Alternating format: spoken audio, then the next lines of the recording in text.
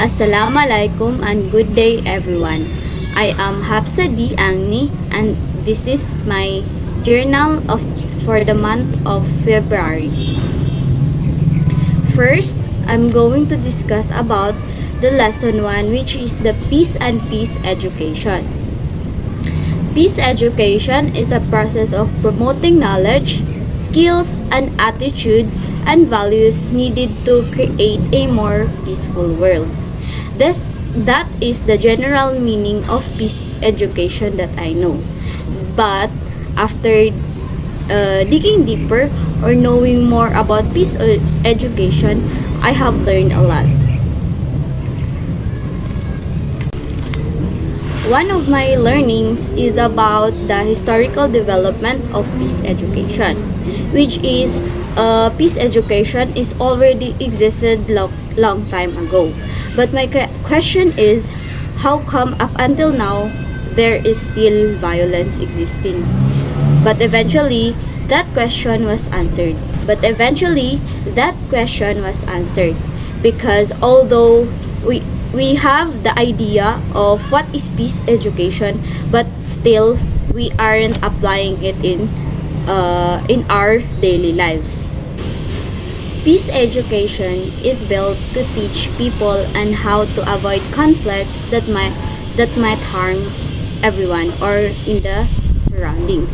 From what I have learned, peace education is more effective and more meaningful when it is imparted not just socially but also culturally. Because basically, we are living in a place that is very diverse, or there are a lot of different ethno-linguistic cultures that are living specifically here in MSU. There is a phrase saying education is the key to success, and it is also the same with peace education. We will achieve peacefulness if we learned what is peace and how to do it or apply it. Peace education has a lot of branches, and that branches plays a vital role or an important role to achieve the real meaning of peace education. We have the global education, interfaith education, and especially the one that caught my attention, which is the multicultural education. As I've said earlier, we are in a diverse place. So, we have the global education, interfaith education, and especially the one that caught my attention, which is the multicultural education.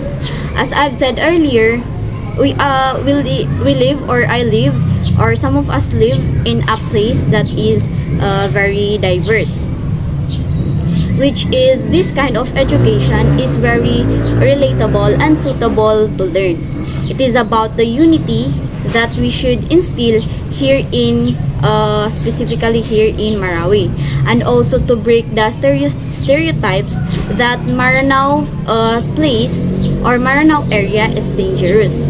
Peace education will play a vital part in achieving harmony if we apply all the content it is teaching, and that will start from those who learned about it, because I am also wondering why melting pot when there is a fruit salad. That lesson has an impact on me because I've already mentioned many times that I'm living in a place that is diverse, and it is very important for me to know or to learn things that might help somebody else, or pwede kong matutunan na pwede ko siyang i-apply sa iba. And I can apply it by simply starting with my surroundings or my environment. For example, is inside my household or my family. I can teach them what I've learned inside the classroom, and also how I can apply it with them, or maybe pwede rin nila akong matulungan na i-apply yon sa iba, which is it could be helpful because hindi lang ako yung gumagawa, kundi may natulungan rin ako or may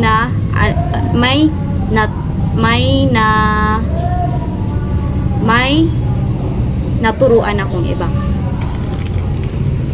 The activity that I chose that has an impact on me is the activity where we portrayed or we gumawa kami ng role play where violence can be seen in the family.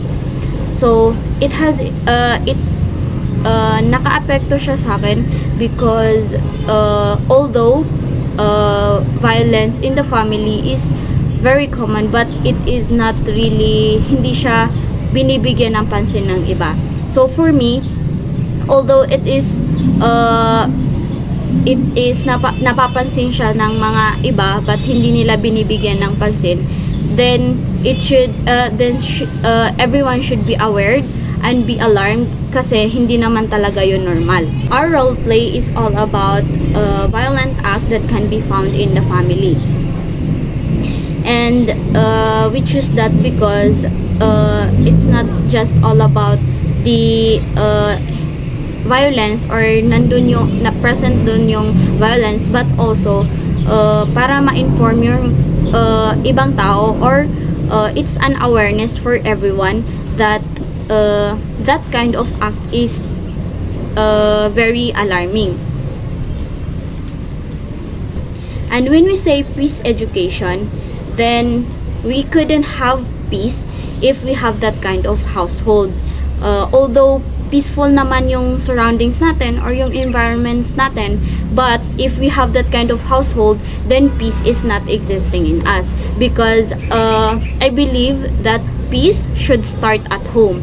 It should start teaching sa loob ng ating household.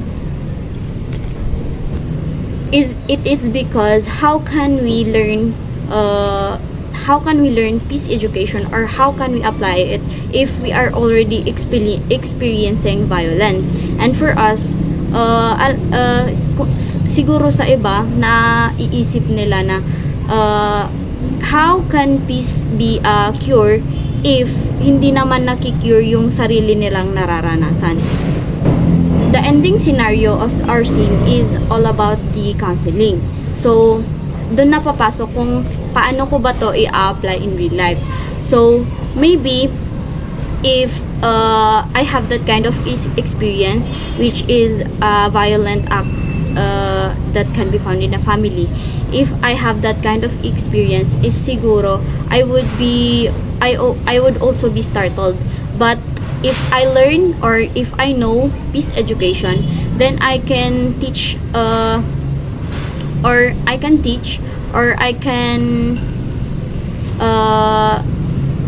convince everyone that violent act shouldn't be normalized, because hindi yun yung solusyon sa problema ng isang pamilya. Doing violent acts isn't a solution to any problem.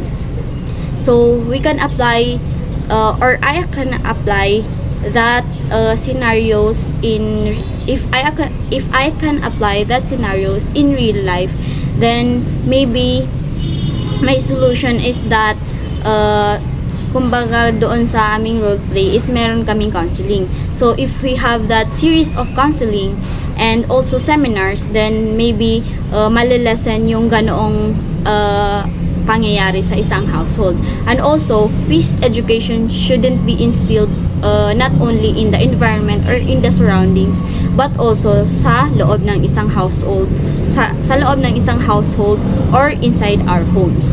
So, additionally, we can teach the children habang mga bata pa sila kung ano ba talaga yung peace education, or simply step by step ipaalam natin sa kanila na violent acts is not good for any, or it's not a solution for any kind of conflicts. That's all for my journal. Thank you for watching and listening.